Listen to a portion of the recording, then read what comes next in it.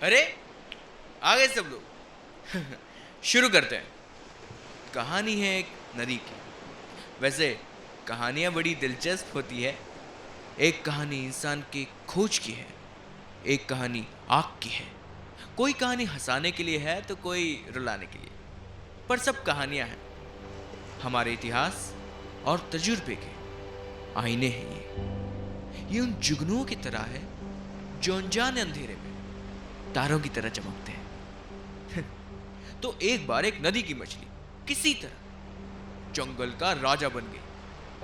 फिर उसने उन सभी जानवरों को सजाए मौत दे दी जो उसकी तरफ पानी में सांस नहीं ले सकते थे।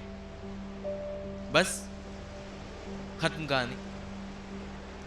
अजीब है ना? पर जरा गौर से देखो, ये शायद हम सबकी कहानी है। पता है, हम इंसान सिर्फ झुंड में ही जिंदा रह सकते हैं। कोई झुंड 5 का होता है, कोई 5,000 का, तो कोई 5 लाख का। तो हमें अगर कौम बनाना ही है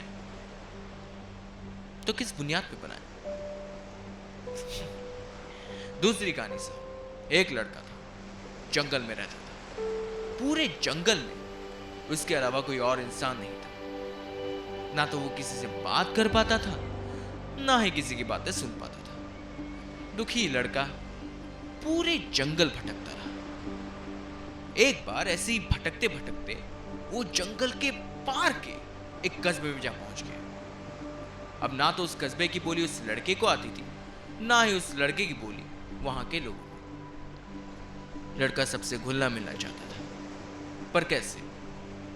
कस्बे के लोगों ने उसे भी किसी जानवर की तरह खुद से अलग रखा। समय का चक्का घूमा।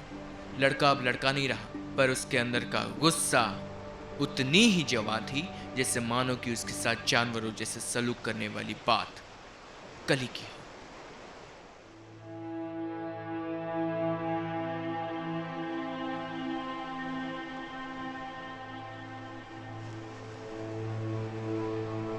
वो अब उस कस्बे का मुखिया बना, जिसके हिसाब से कस्बे की बोली बोलने वाला हर इंसान नहीं था। या तो उन्हें कस्बे से बाहर निकाल दिया गया, या फिर उन्हें जान से मार दिया गया। अब इस कहानी में से बोली निकाल दें और मजहब डाल दें, तो तब तो ये आज के दौर के हर कस्बे, हर कौम की कहानी है। भैया, आप उसे दुश्मन क्यों मानते हो?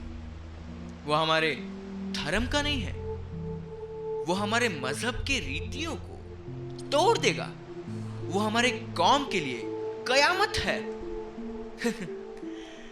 ये सारे मजहब कहने को तो इंसानियत के नींव पे बनी थी, पर एक बार गहराइयों में झांको तो पता चलता है इन सारे मजहबों के किनारों से एक नदी बहती है, सदियों से।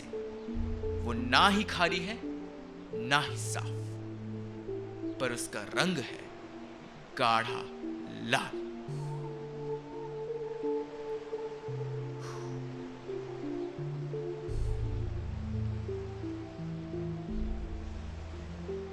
ये नदी किसी ग्लेशियर से पिघलकर नहीं बह रही। ये नदी एक बड़े से लाशों के ढेर से बहती है। हर किनारे पे एक ऐसा ढेर है, वो इतना बड़ा है कि शायद असल जमीन भी उसके नीचे दबकर धंस जाएगा।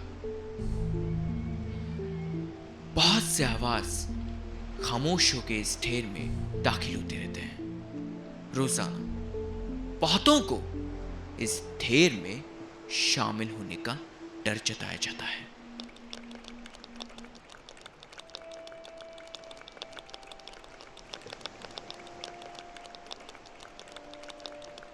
हर कौम जो बर्दाश्त के दायरे में पनपती है, वो इस ढेर में वजन जोड़ती है।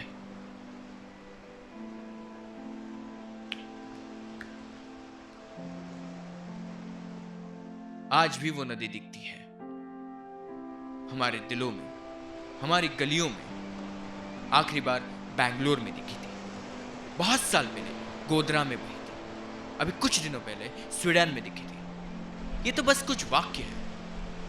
उस नदी के बादल पूरी दुनिया में बरसते हैं। एक बार सुर्खियां टटोलो तो उसकी लाली यूं ही दिख जाएगी।